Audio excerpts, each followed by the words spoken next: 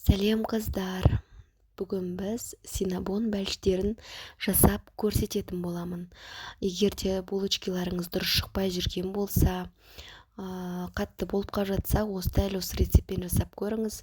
Сіздікі де тура дәл осылай болып шығады. Ол үшін видеоны толық қарап шығыңыз. Ең алдымен біз жылы сүтімізді кішкене жарты ас қасық тұз, қанттан 4-5 қасықтай қостым. Дәміне қарай қосасыздар. Тәттірек болғанын қалсаңыздар, көбірек қоссаңыздар болады. Және жақсылап ерітіп араластырып аламыз. Жақсылап, одан кейін бір ас қасық дрожжымызды салатын боламыз.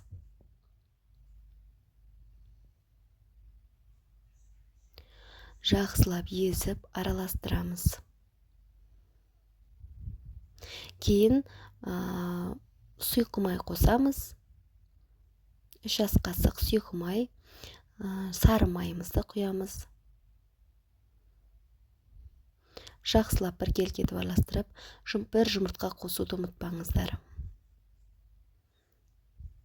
Жақсылап араласқан массамызға енді ұнымызбен ванилин қосатын боламыз. Ванилин сахар қостым мен, ванилинмен ауыстырсаңыздар болады. Және ұнымызды саламыз.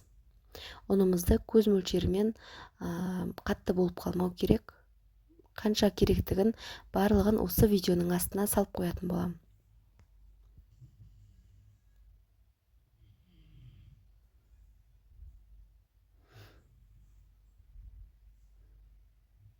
Осылай бір келкі масса болды.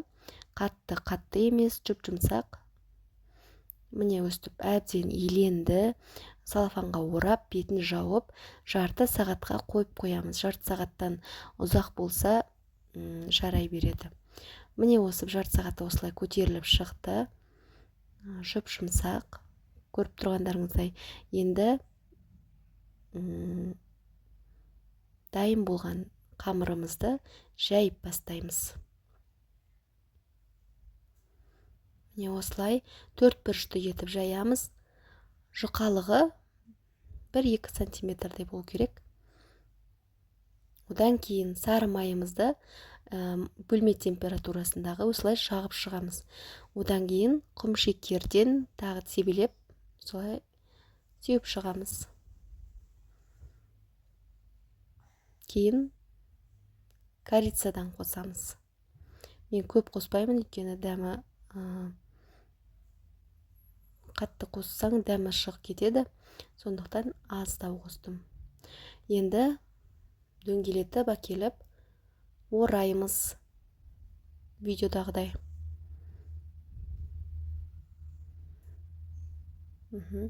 Осылай орап аламыз. Егер де пышақтарыңыз өткір болса, пышақпен кесе берсеңіздер болады. Болмаса, мыжылып қалады десеңіздер, жіпті алып, жіппен кессеңіздер болады. Мен өзім пышақпен кестім. Және осы жерлерін жақсылап бекітіп аламыз. Өйткені пісетін кезде, пісіруге салған кезде ол ажырап кетуі мүмкін. Міне осылай турап шықтым. Теп-тегіс болып шықты.